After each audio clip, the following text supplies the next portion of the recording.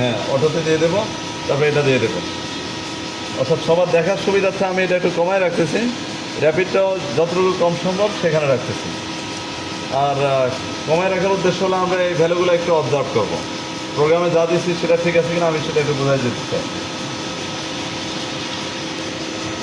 আচ্ছা, এখানে Z.5 থেকে সরে গিয়ে ভিতরে -0.6 আছে।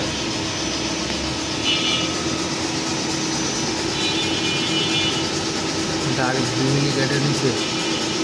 না, জেডের দিকে কিছু অ্যালাউন্স রাখা আছে, ঠিক আছে, পরে ফিনিশ করার জন্য।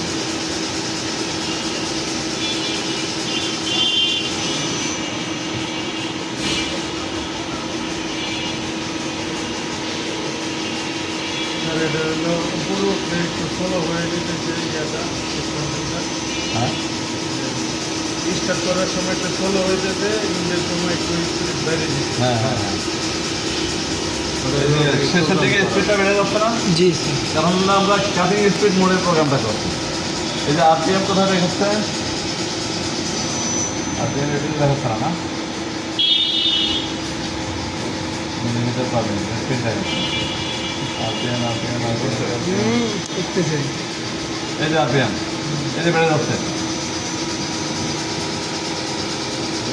আসতে বেড়ে যায়। তো ওখানে আওয়াজ হচ্ছে না, এটা তো সকালে হয় নাই, সকালে আমরা এটা আবার টেস্ট করছি, দেখি। আচ্ছা, আমরা আমাদের প্রোগ্রাম পেজে চলে যাই। হ্যাঁ, এখানে সব কিছু দেখে যে এখন বর্তমানে যে লাইনটা কাজ করতে, যে মোশনটা হচ্ছে, এটা G1 মোডের মোশন হচ্ছে, অর্থাৎ ফিডে যাচ্ছে। সেই ফিডটা আমরা এখানে দেখতে পাচ্ছি। হ্যাঁ, এটা হলো ফিড বা রেভলিউশন হিসেবে দেওয়া আছে। ফিড বা রেভলিউশন হিসেবে যেহেতু দেওয়া আছে, রেভলিউশন যদি বেড়ে যায় তাহলে ফিডে বেড়ে যাবে, তাহলে ফিড বেড়ে যাচ্ছে।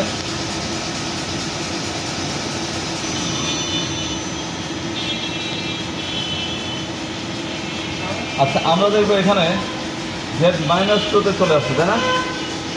তার মানে হলো এখন ফিনিশিং কাজটা চলতেছে।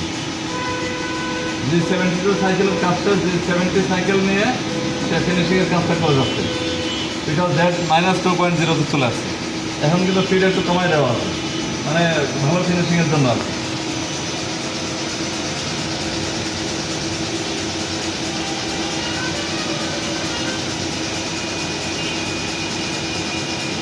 স্পিড কিন্তু একটা পর্যায়ে গিয়ে আর বাড়বে না, এই যে 1800 হয়ে আর বাড়তেছে না, এখন আমরা ম্যাক্সিমাম 1800 দিচ্ছিলাম নাকি।